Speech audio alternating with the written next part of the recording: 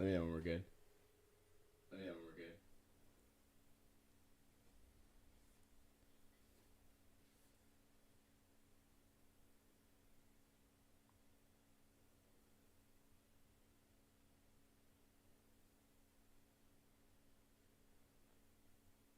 See, I see the little thing that says we're live.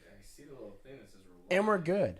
Okay, excellent. It just takes a second. Okay, yeah, it just takes a second. Anyway, on this week's episode of the Counterculture Podcast, Disney's new movie Strange World flops at the box office. I can't figure out why. Balenciaga. I don't know what the hell's up with that. And then lastly, the Senate signs a death warrant for religious liberty.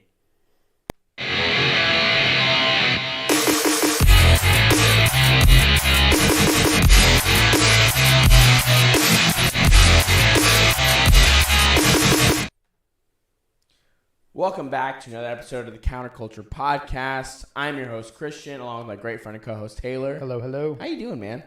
Dude, not too bad. It's been a little while since we actually recorded because we actually haven't had a show together since before Thanksgiving. It's true. Right? Holidays. Yeah, holiday, which was great. We still put out something. We did. A little something with the wives. With the wives, yeah. And if you didn't catch it, because we didn't really post anything about it, we had an episode featuring the wives. It's we did. Our Countercultures After Dark. Go check it out. Give it a like. Fun. Give it a share. It was fun. And if you liked it, right, leave a comment. Let us know. We'll bring the wives back on. Well, yeah, because they want to. But we need to know if y'all want them to. Yeah, right. They do say happy wife, happy life. But, I mean, if it's not good content, why bother? So, but if you did like it, let us know. And we'll try to figure out. It was only audio because our setup, as you can see. But we can try to see if we can figure out something to have. Hey, next time, I mean, new camera. I don't know if y'all are noticing, but hopefully quality's gone up a little bit. None of that video, audio delay we've been experiencing. Technology sucks. But hey, here we are. Thanks for learning and growing with us. You have to pay for it. You know what I'm saying? Like you just pay to play. You do. You have to pay to play. And as my sales manager says, can't sell, can't say. So you got to be able to make it work. So there we go. We got a ton of stuff to talk about. Again, there's so many things that we could talk about. Truly, I mean, the number of topics is never like I never run into like doing. There's always content. There's always content, right? With the way our show is like built, there's always something to talk about. Oh, absolutely. Unfortunately, that's just the world we live in. Yeah, I hope there's a day where it's like we can't do this anymore, or we have to. And then we bring the wives back. I'm just kidding. Exactly.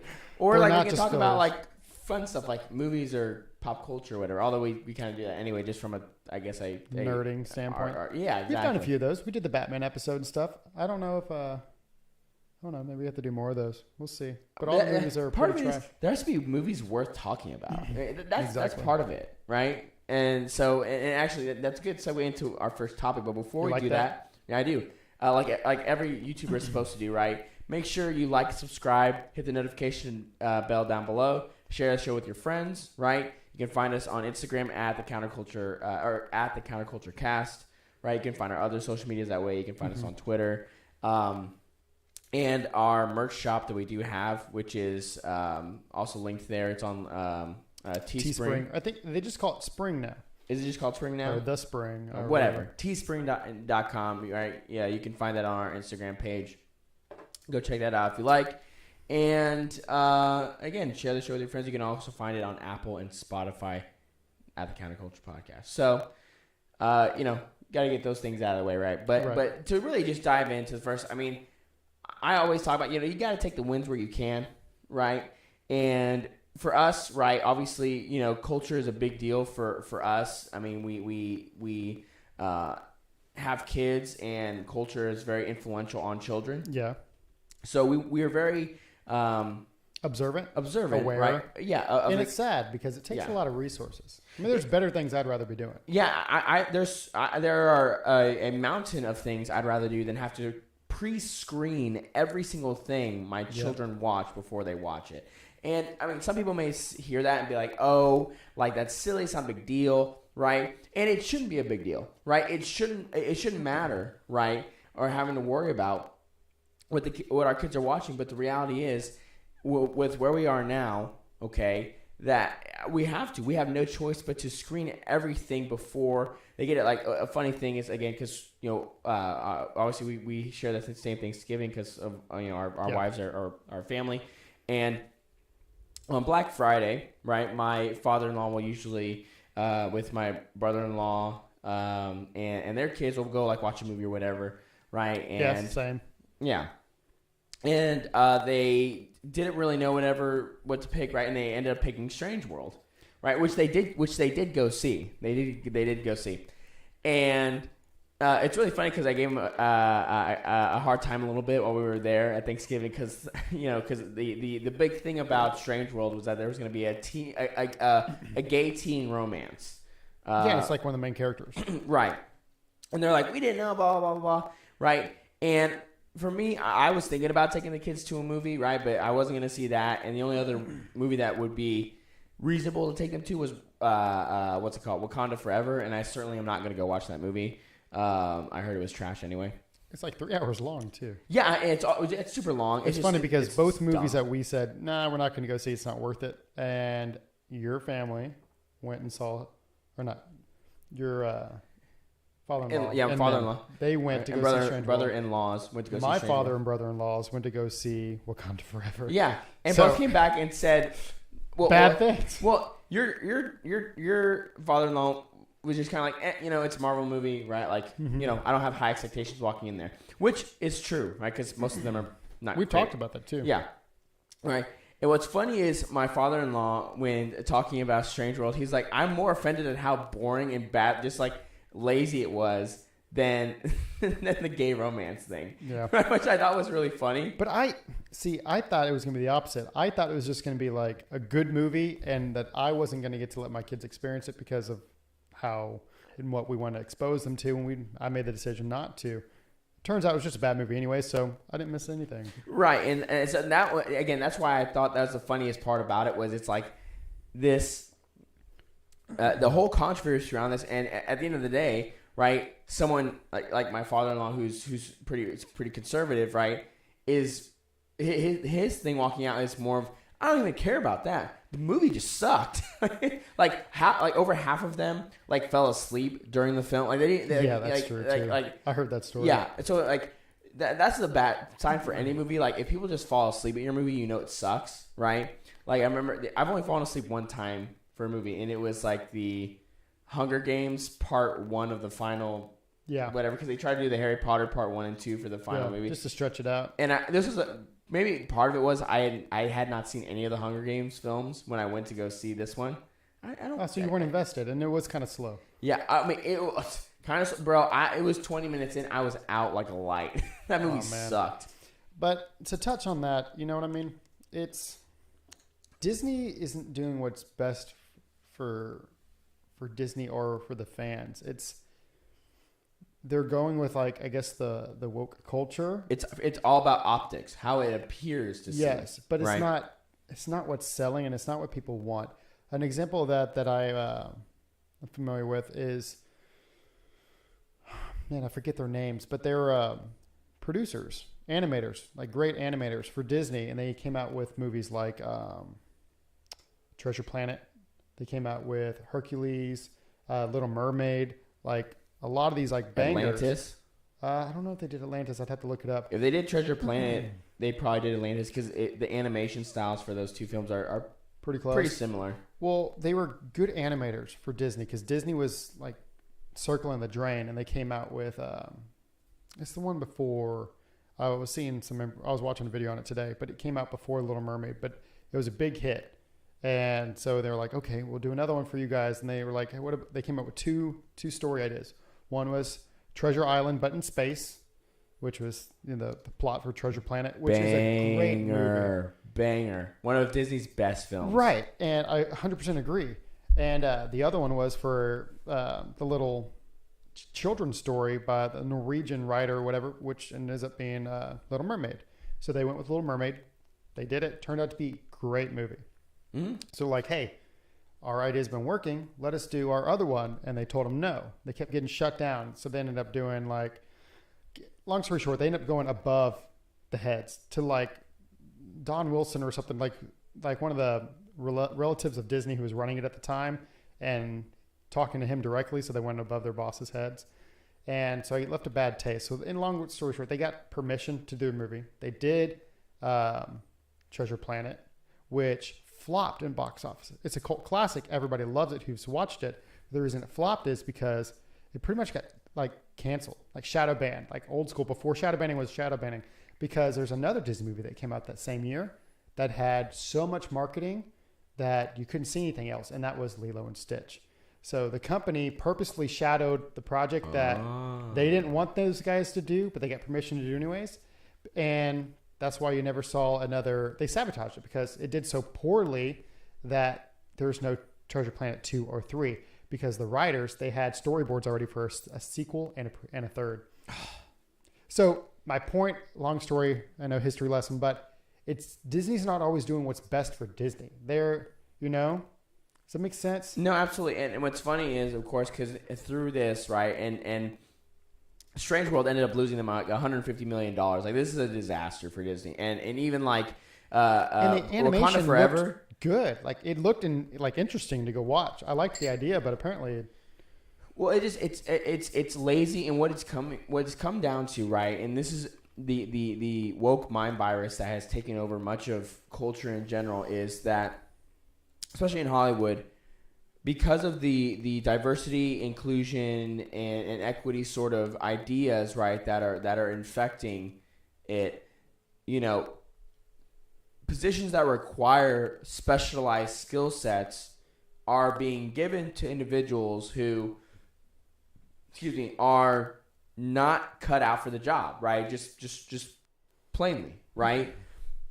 They're more focused on, is this hire? Are they black? Are they a woman? Are they this? Are they that? Right? Yeah, they're focused on diversity quotas versus quality people. And who's right? the best person for the job? Who's right. the best candidate? Right. And and that is hurting. That's hurting Hollywood in general. I was actually watching a video earlier.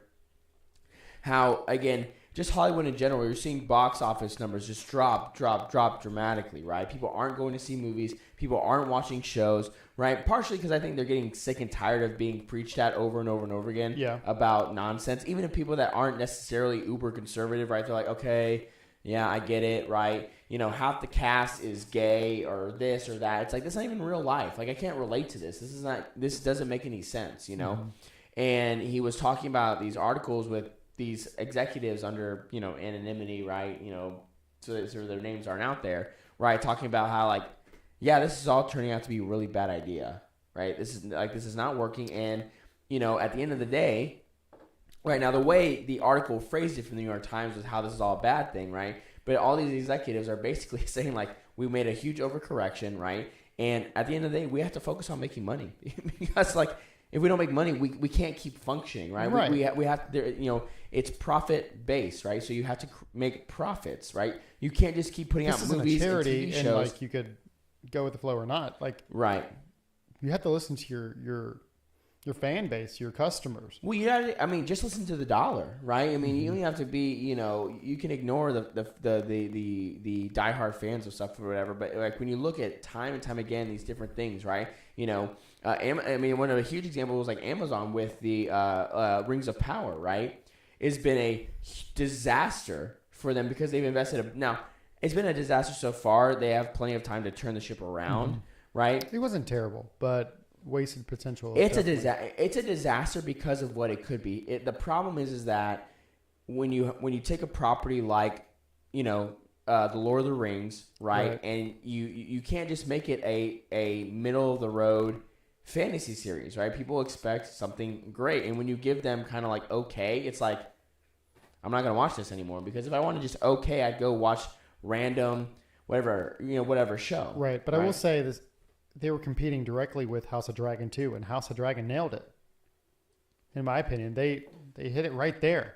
Right. Well, because HBO a lot of times is going to put out just good material, just most of the time, right? But they also had the writer involved too. You didn't have all these people who just came in taking something that a lot of people cherish and love and putting their own creative liberty and spin on it. Right, and that's where they really went wrong. And what's really funny when you look at all this, because what we're talking about here is kind of a broader cultural landscape of where what's going.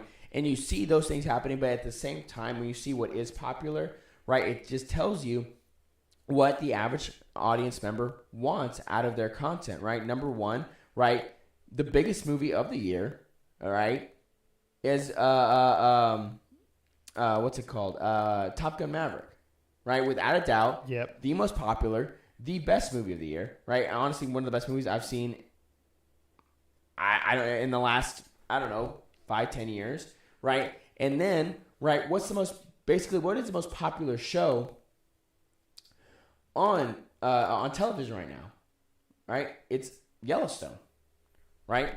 Yeah, but they've almost lost a few people too. But that's more not because the show's going well, but just that's peripheral, right? It's because Kevin Costner in real life is actually a bitch. Speaking of peripheral, have you started that on Amazon Prime? It's a pretty good show. Peripheral. Oh, is that with Chloe Grace Moretz? Yes. And like it's from the creators of Westworld or something like that. I believe so. Yeah. Yeah, I've heard it's cool. It's cool. We're caught up. I heard. Again, Prime actually puts out some good content. That show. They have Terminal List, which I still haven't seen yet. You haven't? I know. I need to watch that. Yeah, that's pretty good. Yeah, I love Chris Pratt. What can I say? So I need to see that. But like Yellowstone, right? Is one of the most watched. I mean, it's like rivaling a Game of Thrones level of viewership, like 10, 11 million people an episode, which for a TV show is massive, right? And what's funny about what makes me laugh about that is, when you watch that show, a lot of it does hold some sort of conservative-ish sort of values, right? Because it's about hard work, protecting protecting the things that belong to you because you take ownership in that, right? You take responsibility in that, right? And also, right, and don't worry, I'm not going to spoil, right, the season, right? First and foremost, first 4 episodes, great, fantastic. If you're not watching Yellowstone, you should, okay? Right. 3 was a little slow, but it was good. Well, it's kind of, not every episode can be a banger. Yellowstone has had there was 1 or 2 seasons where it felt like the whole season was slow until like the last 2 episodes, and then you're like, it's just got good, and then they left you hanging. Well, when you're having like chases and gunfight, what was that? The end of episode or season 3, I think.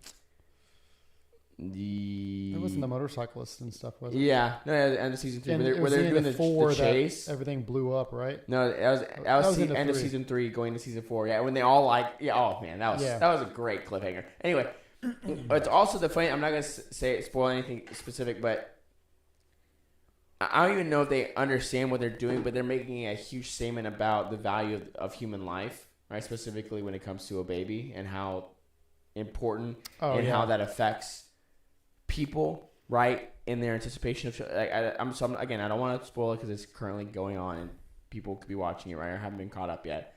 But I just find it ironic that is the message they're putting out, even if they don't intend to, which is again the value of the human person, human life from even before they are outside of the womb, right? That's a good point. That's all I'll say with it, right? I mean, if you watch it, you'll get my point. But I just find it very interesting because I even turned to Christina after this last episode with what happens, right? In that situation with John and Monica in that conversation they have. I'm like, that is one of the most pro-life things I've ever heard in my life. And right? it was very well said. Oh yeah, it was a powerful scene. I turned to Brittany, and her sister has been coming over to do Yellowstone watch parties, so she's over every Sunday now watching it. And then we told her about Tulsa King, so she stays and watches Tulsa King with us too. Do you like Tulsa King? Oh yeah, it's good. Okay. It's good. Well, it's another Taylor Sheridan. I know, dude. The dude never sleeps. He has like 14 shows at once. Was it 1883, and now they're coming out with 1923. Yeah, with Harrison Ford and I forget the latest name, but then he's got Mayors of Kingston. Yeah, and we watched the first season with that. They're coming out with another season in December, on the 15th. So that's about to come out.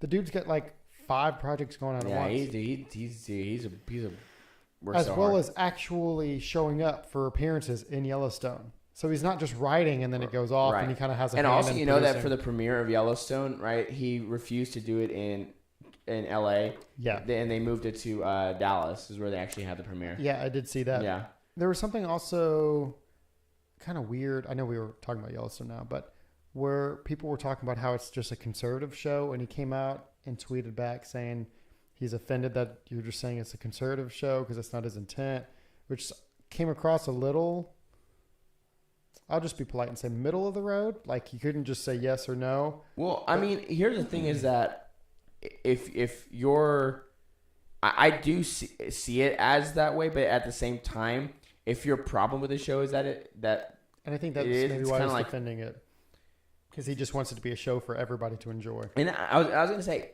even if it has these, I guess, more conservative values, it's just about a cowboy in Montana, basically, right? I mean, I think anyone can take anything out of it, right? I mean, it's about family, the hardships of this family, the emotional trauma of things. It's a human story, right? Yeah. It's a bit dramatized, obviously, in certain ways. You know, when you have characters like Beth and things like that. Well, yeah, especially because like there's a little something for everybody. If you're Native American and indigenous people is very important to you, there's a good aspect of the show for you. If you are an environmentalist, there's a good aspect for you, you know? If you're a good old rootin' tootin' cowboy, there's a good, dynamic for the show for you. So I rest my case. Yeah, exactly. So welcome to the Yellowstone after show podcast. Basically. But yeah. I would totally. But back to Strange World. They did go woke. Very. And then they went broke. How much money did they lose? Well, like I mentioned before, I mean, they lost almost $150 million on it. And, I mean, they ended up... I mean, it was so bad that, I mean, Bob Chapek, the CEO, was fired on a Sunday night, which is bad, right, is when they went ahead and pulled the trigger. Right? They brought back Bob Iger, who was the CEO for a long time, who... has been, if I remember correctly, he's been a liaison between the Biden administration and China. So that's been there's a lot of weird stuff going on. Nothing to see here. But what's also weird is so there was some consequence. I don't know if that's going to get better or worse. But the other thing is, he kind of got us. He got Disney into this position basically. Like he has highlights. Like people look at Bob Iger's tenure, and he acquired Star Wars. He acquired Marvel. Right, and of course, those were such huge money makers over the last 10 years for Disney. But even in animation, I mean, you got to think Blue Sky Studios is gone. DreamWorks, I think, got acquired by Disney too. Did they not? I don't think so.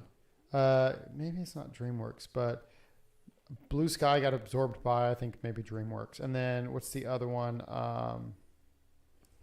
Some of the rights, I guess, to the Fox animation. Well, 20th Century Fox I think is now owned by Disney, sort of, but then like some Fox properties aren't. That's like a weird... Kind of like the whole Sony Marvel thing. But my point is, it's kind of like they have a monopoly of sorts. There's very little to no competition. So, I mean, the only feedback they get, because they have no direct competition, they can put out whatever they want. The only people to stop them is the consumer. Us, the consumer, whether we choose to go to these movies or not. And apparently, maybe they're hopefully starting to get the hint now, but as even after the buzz, I mean, they could have made a simple cut or some changes to this, and they didn't. Yeah, I don't know. I mean, again, the problem is, for these sort of properties are, if we're seeing them now, they've been in development for 2 years. And so, again, we won't really truly see if they're taking a hint until, many years... not many, but like a couple years down the road, Many moons. So, many moons, So, we'll see what's going on. We'll see what's happening. I ultimately, we just have to keep pushing, right? Keep pushing back. But also when there are good things that you like, right, in culture, right, highlight the good things, right, encourage the good things, right, because at the end of the day, they are profit driven, right? They want to make money. And you have to show them what will make money, and you have to be willing to pay for the things that you say are good things, and that's what's important, right? That's why when I saw an advertisement that Top Gun Maverick's gonna be on my own Paramount Plus, I'm like, I'm gonna purchase a subscription now just because I want to watch the movie over and over and over again. For which one? Top Gun Maverick. It's gonna be on. They did a big commercial where it's like coming to Paramount Plus, right? And it was about Top Gun I have Plus. Yeah, that's so annoying. Not to go back to Yellowstone, but NBC apparently owns their streaming rights. Yeah, that's a whole weird So even thing. though it's a Paramount Network show, unless you have cable, there's no place you can stream it. It's frustrating. So I'm forced to use the cheapest cable alternative, which is Sling, which is $40 a month. And you need to get the comedy access pass, which is an additional like $4. So I think it's 35 plus that ends up being like $41 just to watch one show. But it's an awesome show, though. Is it worth $41 a month? So far. Because then you want to watch Tulsa King, which comes on next, and we switch over to our Paramount Plus, and we watch it there. Yeah, there you go. So, but yeah, I mean, on a cultural front, we're winning, and that's what's important. But we did have, with the wins, always comes the losses. It feels.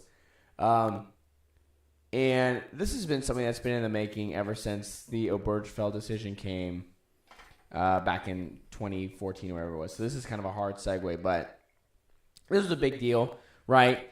And in regards to religious liberty and I'll just go into it. So there was the Respect for Marriage Act that just came across. The desk for Congress. It's probably going to end up going into, being codified. The Respect for Marriage Act is just to codify gay marriage into law, basically, on the federal level in the United States. And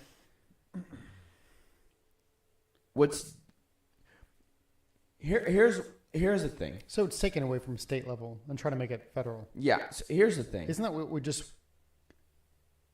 I don't know. With the whole Roe vs. Wade thing, I felt like we made a step forward and we put power back to the states, and now we're kind of losing ground again, I guess, with this. Well, again, for the left, right, it's about putting everything into federal control so that they can control it, right, and do with it what they will. But what's important about this is an attempt to, in a major way, again, continue to redefine marriage, right? And marriage as an institution, right, is the bedrock of society, right? Marriage it's the smallest, like, political functioning body, right, is the marriage, right? Because it is through marriage and through family that we learn how to interact and communicate in the world, right? Mm-hmm. And when you do what you can to fundamentally change that, right, it is going to have ripple effects throughout the culture, right? And again, this has been something that's been building for damn near 10 years now, right? Because again, the Obergefell decision happened in 2013, 2014. And for so long, they kept saying, no, like, this isn't about, going after religious people, right? Gay people just want the ability to love each other, right? It's about love. Love is love, blah, blah, blah, blah, blah, blah, blah, blah, right? That was the line time and time again, right? And many, you could say moderate or libertarian or just individuals in general were like, okay, fine, right? Because even I had the attitude of like, well, whatever, does it really affect me and everything? Yeah, so I'm not too familiar with this. So I guess in a nutshell, it seems like a good thing on the surface because you're just like, okay, they get more gay rights. They get to be married. I'm not quite understanding because I don't know about it, what the religious implications are for us. So what the religious implication is, right, is because you've watched it in kind of different ways, right? Like one of the most famous or infamous, however you want to put it, examples of this was the Christian baker in Colorado, right, who has had multiple gay couples, right, come in and try to destroy his life because he refused, right? Yeah, he refused to bake them a cake for their wedding. Okay, which, again, as a private business, he has the right to sell or refuse service to anybody. Right. Which again, the funniest part about that story, again, is that this couple had come in and got stuff from him, I think, a handful of times, right? So they've done business with this man multiple times, but because when it came to the wedding, right, he said, look, no offense, right, but it's just against, my moral beliefs, my religious beliefs, right? I can't. I'm sorry, I can't do it for your wedding,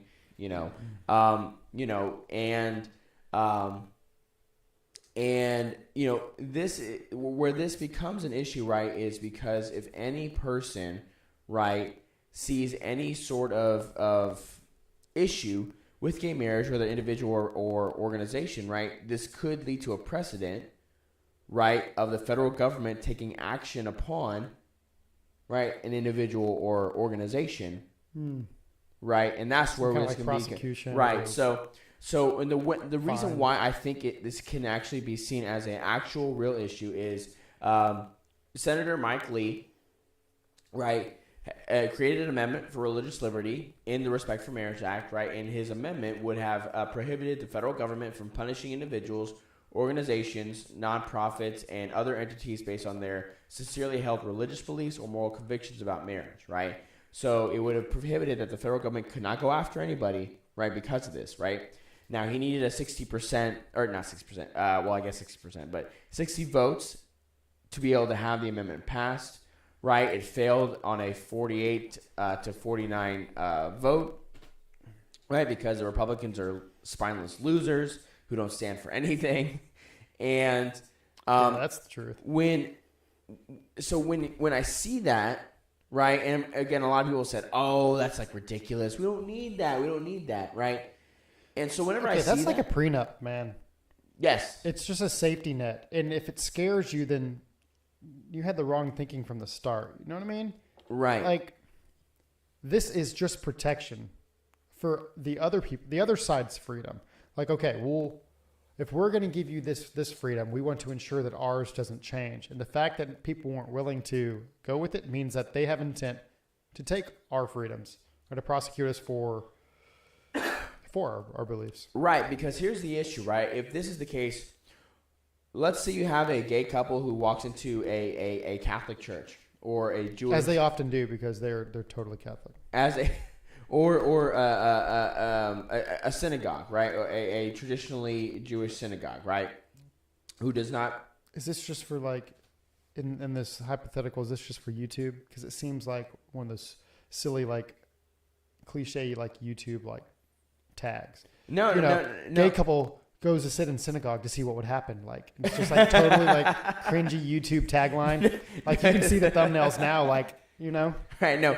It's not that, right? But what's to stop in this scenario, right? And again, what's funny about the point you're making is it's seen as a joke because an average person thinks, come on, like that wouldn't happen.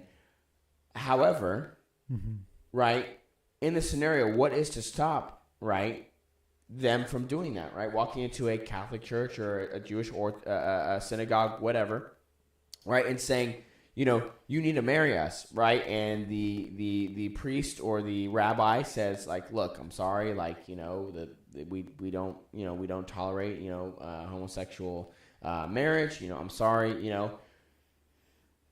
What's to stop this person from being able to, under the Respect for Marriage Act, right, be able to press some sort of discrimination charge or whatever, however they would phrase it, right, upon that organization, right? That's where, there is potential to have some serious consequences and implications to that. Yeah, and that seems extreme, but it's not that far-fetched.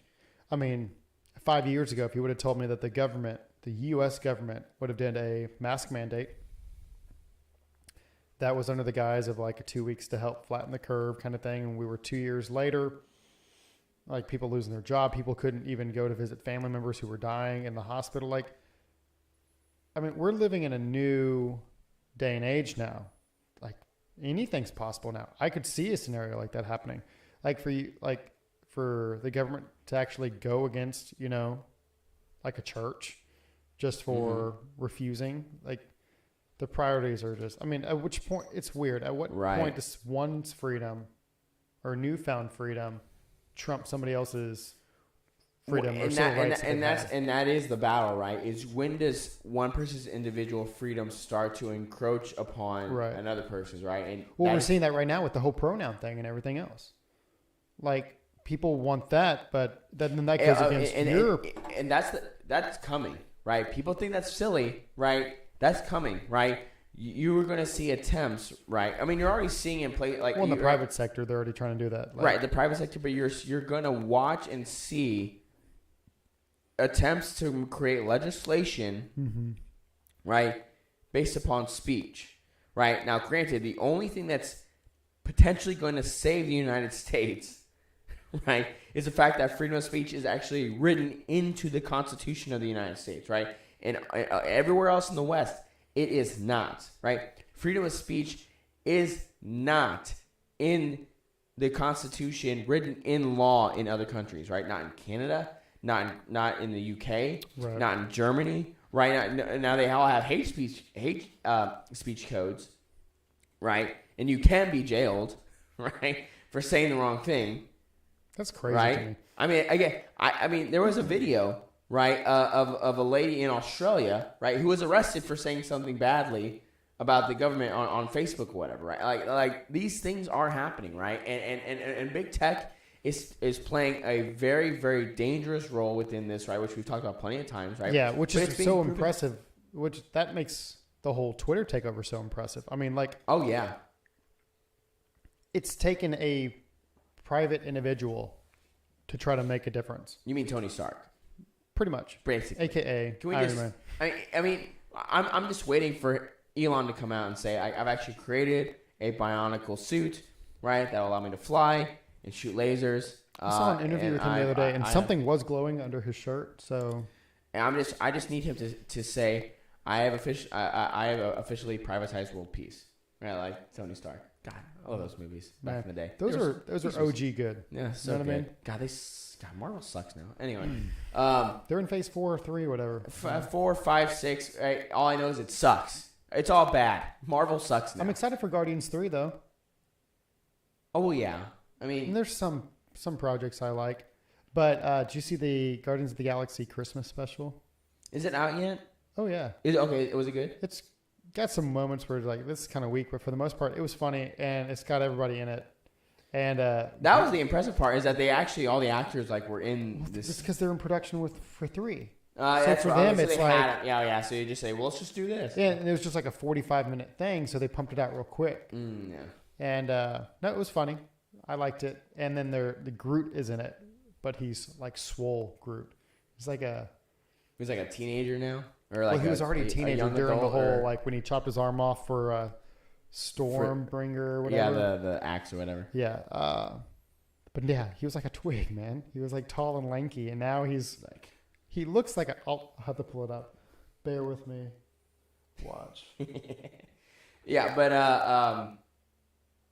yeah, I don't know, man. It's terrible. Check this out. Well, let me see. Oh man, dude, he's running around. It's funny. Yeah, nice. Yeah, those movies are good. It's just sad. It just, not to be stuck on the culture, the pop culture stuff, but that's all we got. Okay, let us have it. You're tired of hearing about it. Skip forward. I'll put timestamps in. Okay. I mean, I probably won't. That's a lot of work. No, if you think our lives quasi 2018, 2019, life is so much easier. High school is so much easier. First couple years of college. Well, yeah. We thought college was hard. It's like, dude, you think you're stressed about money now? Wait till you have it, and then you're stressed. Yeah. Wait till you make actual money, but then you're still stressed out. Yeah, it is. How am I going to cover $400, rent? I don't know. Work another shift or 2 and figure it out. Stop. Yeah. Maybe don't. Get Whataburger 3 nights in a row, and you'll be fine. Oh. Take the bus instead. I haven't had Whataburger in a long time. Really? Yeah. Pretty good. Yeah, we don't eat out as much because with Christina being on keto and stuff. So yeah, it's hard. So what I do for Brittany is she has gluten-free buns here, and I'll do the no bun option. So when I pick it up, it comes in a little to-go container, and she's already got the bun toasted by the time I get back. Yeah. And she builds her own burger. I think that because, of course, with keto, it's not just about not gluten, but it's also like the carb intake. So like a lot of times she still can't do I that. forgot about that. But where she usually does, lettuce burgers or whatever. yeah, lettuce burger, right? I mean, actually, what a place that we've gone a couple of times that's like a keto friendly place to go is Red Robin, right? Because they have like an option to do like a salad or They're a so lettuce expensive burger. though, and they're not that great. I mean, it's good enough. I mean, it's a Robin. It's like a it's a. We tried it like 6 months ago. It's like a $12 burger, Yeah, you say it like that's it. I mean, any restaurant you go to, you're gonna spend $12-$13 on a hamburger now. All I know is I got one of their specialty burgers. It was like $15, and it was like okay, but yeah, you get bottomless fries or whatever. But the kids like it. Yeah. it's like depressing in there though, especially the one I know you're talking about. Which one? The one right here by us. On 249? Yeah, we've gone to the one off of Kirkendall. Or by 2920. That one's nice. Maybe that one's better. The other one's depressing. It's like a step above Chili's. But at least there's people in Chili's. When you're in Chili's by yourself, it's like a Denny's at 2 a.m. and you're just like, what am I doing with my life? So, but yeah, no, that makes it difficult, But I mean, she's lost. Like 80, 90 pounds. Yeah. I mean, y'all both been doing good. So I've lost. Yeah, I'm down 30 pounds, man. It's crazy. Yeah, I think I've took them. So I've gone from a size 36 waist to like a size 33. I can't believe I never thought I'd be at 33 again. Really? Yeah. I just. It's not that I felt unhealthy, but part of me I was like, I just maybe I'm just. I had that mindset like maybe this is just how I'm gonna be as an adult. You know what I mean? Like you can kind of get that way. Complacency. Yeah. But you just. You watch your eating and you work out, 5-6 times a week, it's 30 minutes or so. Right? Not a lot. Doesn't take a whole lot. No. And it's like, wow. Okay. Well, and for me now, I'm like, well, I'm 170 pounds. Never thought I'd be here. And so I don't give a hoot what I eat, what I do. I do not care. Yeah. I'm actually thinking about going more just like carnivore, paleo, something more just like a whole food thing. You know what? In doing I'm like pretty much doing it already. Yeah. I mean, in doing it, what's funny is, it simplifies your life, because like for us now, like we basically have kind of like a set regimen of like stuff we eat each week, and I know for some people that can be like maybe like a drag or like I don't know. I don't understand. Like this mentality people have, like they get bored with eating certain stuff. You knew what you were eating for the same 3 meals every day. Until like day 3, and then it was a different meal that started for 3 times a day. Like, prison's worse, man. The military's worse. Yeah. I mean, and cook something you like. That's what I think. If you find something you like and you can make a rotation out of it, like who cares? Like I don't. Yeah. Like I don't get offended that Christina makes like kind of like a kind of scheduled out sort of like. It almost takes the hassle out of it. Exactly. Getting home and what are we going to do for dinner? What have you thawed out? What have you not? Right. And then the waste is less too because you're not, like my wife doesn't like leftovers too much. She will eat them, but so I'm forced to like eat the same thing 3 days in a row for lunch, Yeah. And that kind of stuff doesn't bother me. Like if I find something I like and I eat it 3 or 4 days in a row, like I don't care. It's what we used to do before kids is when me and the wife would meal prep, we'd take like 2 hours or so, like on a Sunday. We'd do it. We'd cook a whole 2 packs of chicken or whatever. Yep. And we would divvy it up. So it'd all be cooked, but one would be, like 12 sets of meals here would be lemon pepper. And then this would be barbecue. And this was blackened or whatever. Yeah. And then you change the sides. Right. You just, and it's not hard. It simplifies your life, right? And it just streamlines the process of a necessity, which is eating. Yeah.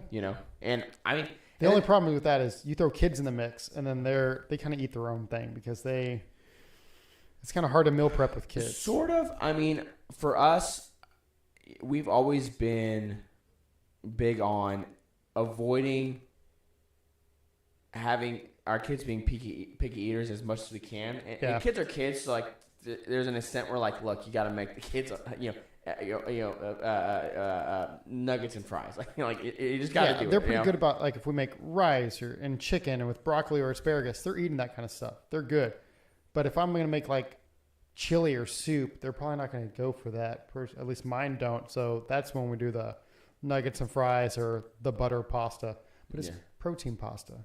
Yeah. So that helps. And so, yeah, I mean, that's where I think for a parent, you have to kind of just,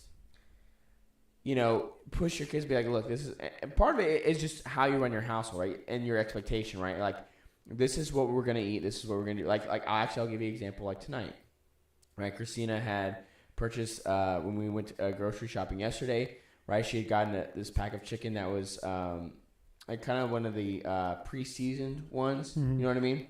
But it was like discounted because it was going to be going. It needed to be sold, right? Because HEB. It's a 25% hashtag off, not a sponsor. Probably ever. Never. Never. No way. It's like 25% off because it needs to be sold, right? So she's like, okay, great. She'll get that, and then we'll make it for dinner tomorrow night. I'm like, cool, perfect, right? And Eli actually kind of gave her some lip saying, well, I'm not, it looks weird. I'm not going to eat that. And it's like, okay, well, guess what? Number one, you're going to timeout because you got an attitude, kid, right? And we ain't doing that. Mm-hmm. That was number one. Number two is I told him, I said, Mom's going to make this. If you're hungry, you're going to eat. If you're not, well, I guess you're just going to go to bed. I don't know what to tell you. This is what's dinner, right? And he quickly pulled himself together, right? He ate everything. It tasted just fine, right? So a lot of it is just expectations of your kids, and right? Setting the rules. You don't need to sit there and torture them, make them whatever. But it's like at the end of the day, you do need to like have expectations because also.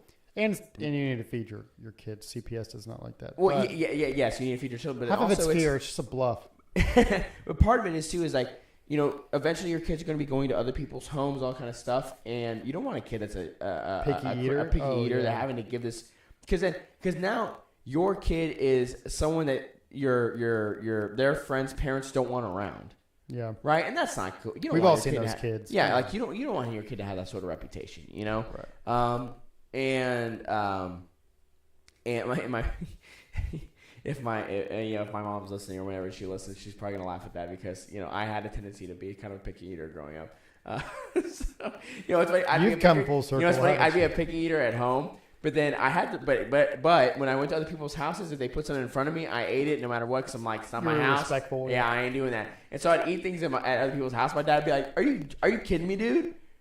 Like you'll go over there and you'll eat it, but we suggest it over here, and you're gonna give me a hard time. Like get out of here with that bullshit. Like come on, dude. Yeah. Well, you would be the same way if you found. Oh, absolutely. I'd be like, Eli, are you joking me right now, bro? Like you go a fit about it at home. WTF, bro? Right? But you're gonna. I made the same thing last week. You said no. But also they're like, oh, I had it over here. It was great. I would do that. I'd be like, oh yeah, it was great. But you'd be like, bro, are you kidding me right now? Yeah, my brother-in-law's the same way.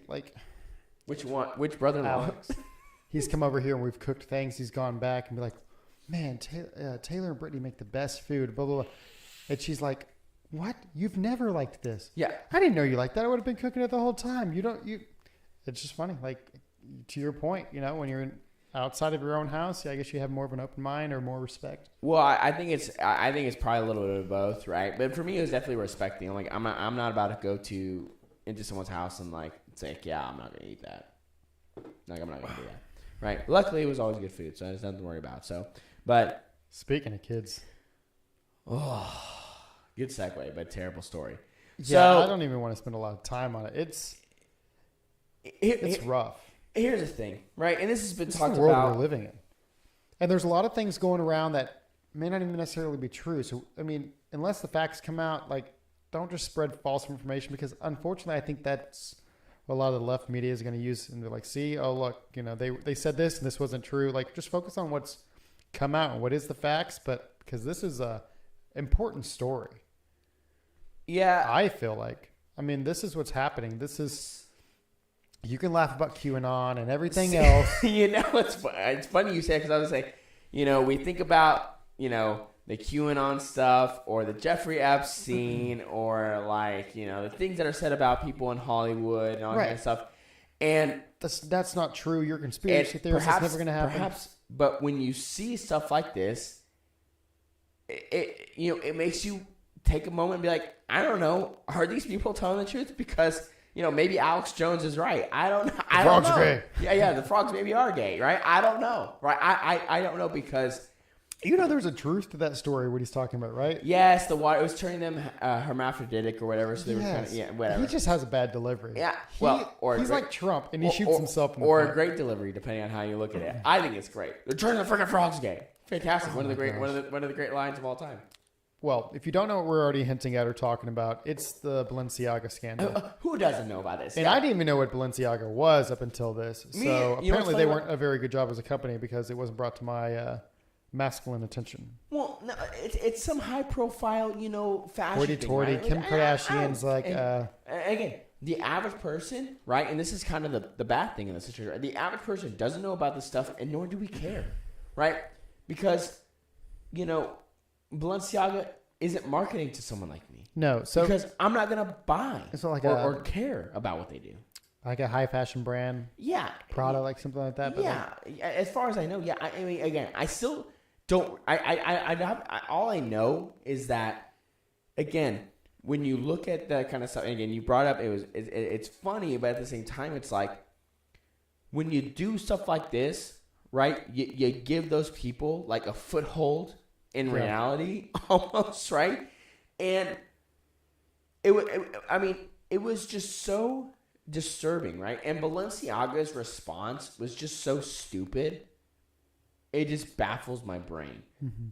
So anyway, just in case anyone who is listening or watching has been, under a rock over the last several couple of weeks now, or week and a half or so, because it's kind of happened right around Thanksgiving, I guess. Ish, right? I think that's when it started breaking. Right, gaining traction. Yeah. There was this photo shoot that came out for this company, Balenciaga, which they're a high fashion brand, right? And they're facing backlash. It was an ad campaign that featured photos of child models holding teddy bears dressed in bondage gear. Okay, and the brand also used an image of a Supreme Court opinion on child corn. Yeah, that's the best way. Yeah. Case as a prop promoting a handbag.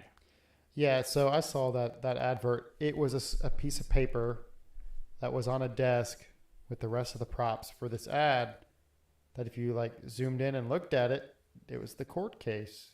But that's a very specific thing to have there. Right. And, the photographer of the ad campaign, Gail Liberty, I don't know, doesn't matter, said that the images were part of a project series called Toy Stories, which is still cringy. Why would you even admit that?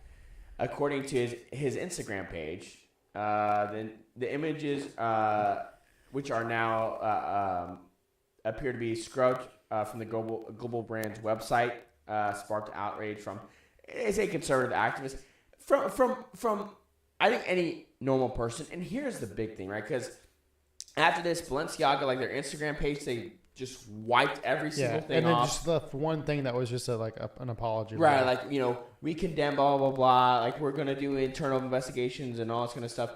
Here's the thing, okay? That is a load of bullshit. Oh, of course. To pretend like you had no idea that you didn't have to have this check marked off as acceptable and okay. Yeah. Okay? That is ridiculous. That is not ridiculous. Only that, but it wasn't just one thing. It's not like somebody just slipped that piece of paper and nobody caught it. It's more than one thing. The fact that they're bondage teddy bears in the first place is weird.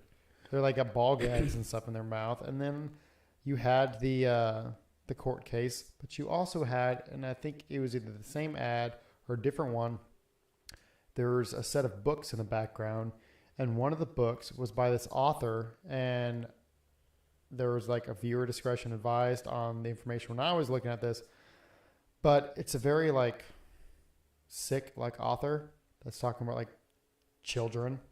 The book highlights the exploitation of children. We'll just put it that way, in very harmful ways. Yeah, so it's more than one example, is what we're getting at. Correct. And so just to be we apologize, we didn't know about this.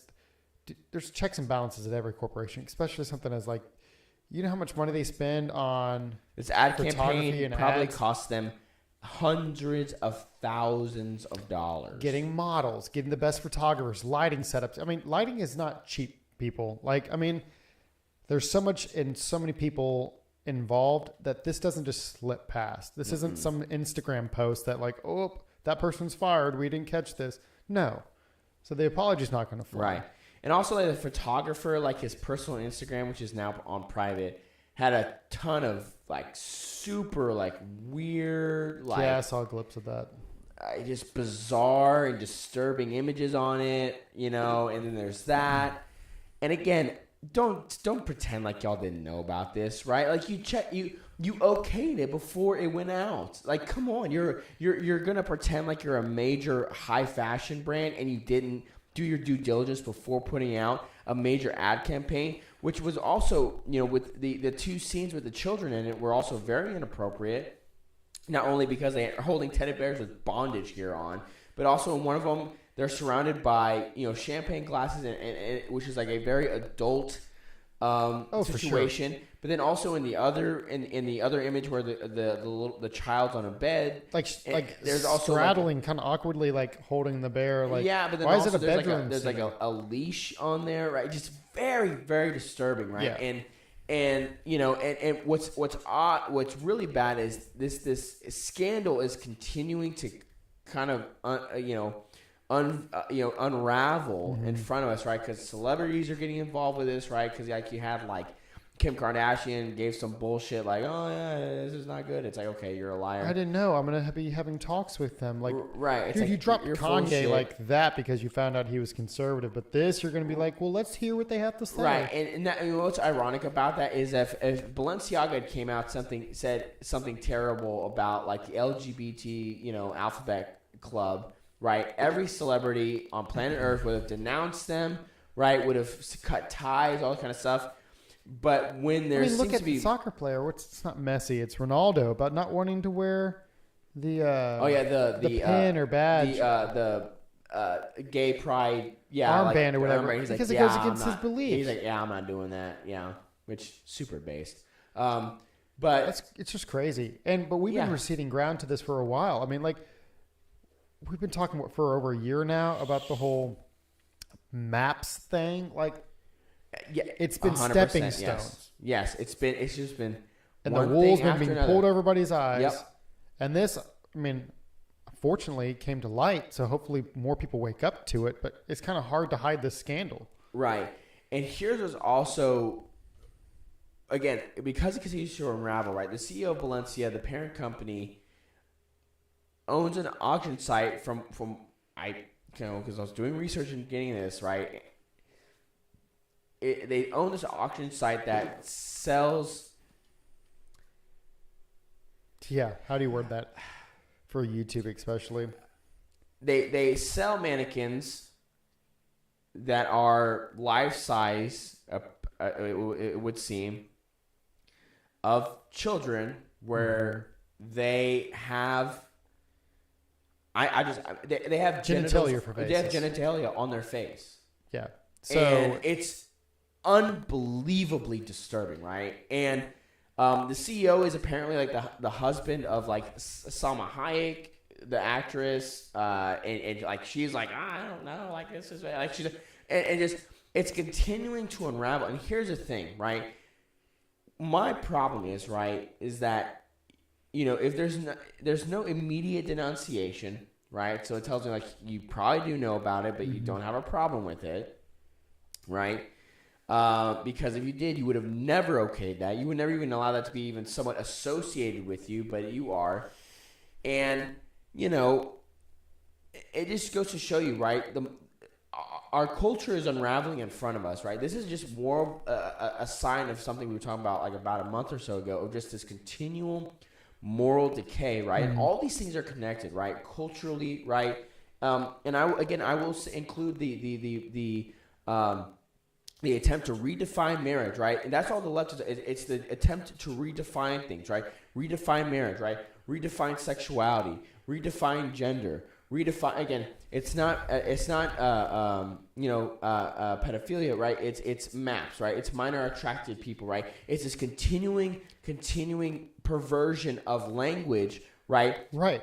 And trying to desensitize our children, trying to sexualize them and take away their innocence. I mean, even all the school board stuff that we're seeing about these parents going to the school board meetings, reading excerpts from these books that are found in the library, and the school board is saying, okay, that's enough, and like cutting their mics because they're saying like, oh, there's children in the audience. Like, that's the whole point. Right. It's like you're proving my point. Yeah. And nobody seems to get it, but that's like, I'm all for like books that, wake people up or may have a little bit of like controversy in them, but like these are different.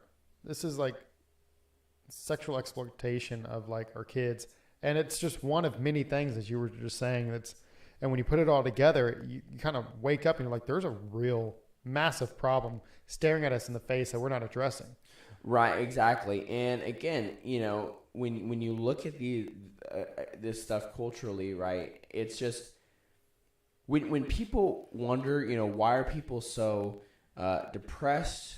Why? Because these things are, again, they're all interconnected and woven. Like, again, like compartmentalization is a good skill to have to a certain extent, because at the end of the day, sometimes you have to get stuff done. But at the same time, right, all these things are interwoven with each other. And the more we ignore it, like you said, the more people try to just pull the wool over their eyes and not pay attention and say whatever, right?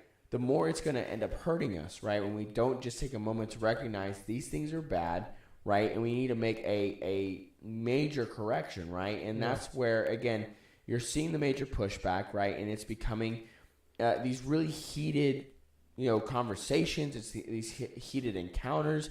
These,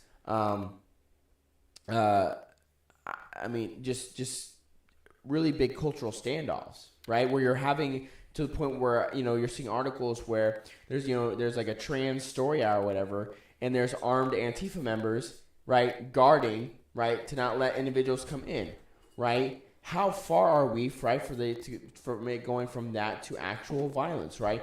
We're just going continuously down this dangerous road, right? And the farther and farther we go down, the more people are going to get hurt before any sort of correction is made, right? Which is just terrible, right? Because the reality is, no one should wish harm upon any person, right? No one should be hurt, for whatever reason, and no one should have to fear, right, for their life in any reason, right? I don't care who you are, right? Left, right, up and down, whatever, right? Black, brown, yeah. But the more we do this, right, the more we don't push back, the more we stay silent, the more that these things are going to happen, right? Because again, we've found ourselves in this situation because, our parents' generation, right, a lot of them just kind of just went along to get along. And, now, for people like us who are in their late 20s or 30s, or you can even say even into early 40s with married with children, right, are stuck in this weird place where we're like, holy shit, what do we do now? Like, it's like too little too late. I mean, some ways, it's never too late, but you got to act now. But the point is, because the previous generation, our parents, they receded so much ground. Now we got our work cut out for us. I mean, it's going to take more and more people waking up. I know we talked about the whole Elon thing. Like, that's a big step too. Like, at least we're gaining some traction back from a social media standpoint. Some more individual voices are being heard because the media is not going to do it for you. Right. So, I mean, that's the more people that can talk about this. And it's funny because a lot of the conservative YouTubers and those type of people, like, they're gaining massive amounts of followers in a short amount of time. I'm like, so believe what you will, but I think this kind of talk is important. I think especially for our youth, especially with everything that's been coming to light, you got to share the word and right and focus on the bigger picture, because there's a lot of things, because obviously recently, right, there's been a lot of like drama, at least as far as like conservative circles dealing with, because of the whole Kanye's like losing his mind, and then like you have Trump stuff with like this guy, what's his name, like Nick Fuentes. And I think I was kind of defending Ye for a while there, because like, oh, he didn't really say anything, but he was he's it's kind just, of I mean my point is just like, look, don't go get distracted by this kind of crap. These things come and go, right? People are going to say weird things. And I think it's important to not allow that to distract from what we're actually focused on, which is trying to create a better culture, right? Obviously, when you hear bad things, say like, "Oh, that's bad," right? When you say things that are anti-Semitic, right? That's bad. Don't do that. We should not do that, right? We should, all this kind of stuff, right? But we need to stay focused on a bigger picture, which is creating a good culture, right? That creates, a healthy environment for children to be able to grow up, right, and become good functioning members of society. That's what matters. And so, on that note, I think that pretty much wraps it up. We're gonna. At the end of the day, also, we need to be happy, right? It's freaking Christmas time, as you can see it from our incredible lights setup on our. Yeah, mics. which reminds me, we had a good Christmas time podcast last year where we did our top 5 or 3 favorite Christmas movies. Something like that, yeah. Yeah, top 5. Yeah, that's what we need to focus on right now. There's enough garbage going on. That's true. Which actually, so speaking of that, right? I watched Planes, Trains, and Automobiles like all the way through for the first time. I hadn't seen the whole movie all the way through. I just seen pieces. It's a great movie. Fantastic film. I don't think I've ever seen it all the way through either. And I saw something about where they just recently came out with like a different release that had like 45 extra minutes. 45 extra minutes? Of like really unused content. So there was always a scene that was talked about that it's not John Candy. What's his name? Candy. Is it John Candy? Yeah. R.I.P. That John Candy did where he's sitting in the airport, and there's this infamous scene where apparently he's smoking a cigarette and eating a hot dog at the same time.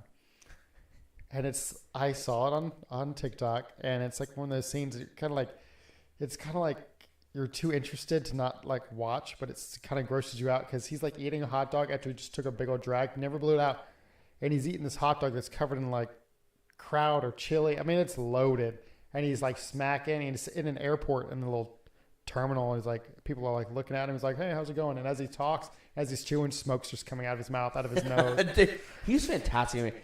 But apparently he threw it in there. Oh man! It came out with some release. I don't know which one you saw, but there's another one out that's got like an extra hour. It was just the regular theatrical one on HBO Max. I'll have to check it out. Yeah, you should watch. That's sit a down Christmas and watch it. movie too. It is. Well, technically, it's a Thanksgiving film because they're trying to get home for Thanksgiving. Technically, but it is a perfect Christmas film. It's worth the watch. I've never seen it all the way through until last night. Fantastic movie. So that's Steve a John Hughes movie though, isn't it? No, Christopher Columbus, I think. Is that who I'm thinking of? Maybe it is John Hughes. I can't remember. One of the two, but isn't he the same one who did like Uncle Buck and Ferris Bueller and all that, or is that? That's John Hughes. If John Hughes did, John Hughes did those in. Home Alone did John Hughes then too, didn't he? I thought that was that's Christopher Columbus. Then I'm mixing the two up. Probably. They were both. Their heydays were in the 80s and 90s. Those guys those are great films. So. But yeah, check out Planes, Trains, and Automobiles. It's a fantastic film. So anyway, there you go. Thank you guys for tuning in this week for another great show. Or at least I guess I thought it was great. Again, make sure you go like, subscribe, hit the notification bell. Follow us on Instagram. There's no banner. I'm at Counterculture Podcast. We're live. Yeah, whatever. Yeah. Yeah, I did that, and I'm like. Anyways, don't worry. We'll have our own Jamie soon enough, right? Our mic setup is better than Rogan's because of the lights, It's true. He does not have Xmas lights. So anyway, and then you can also find us on Apple and Spotify as well if you prefer the audio. So we'll see you guys next week. Later.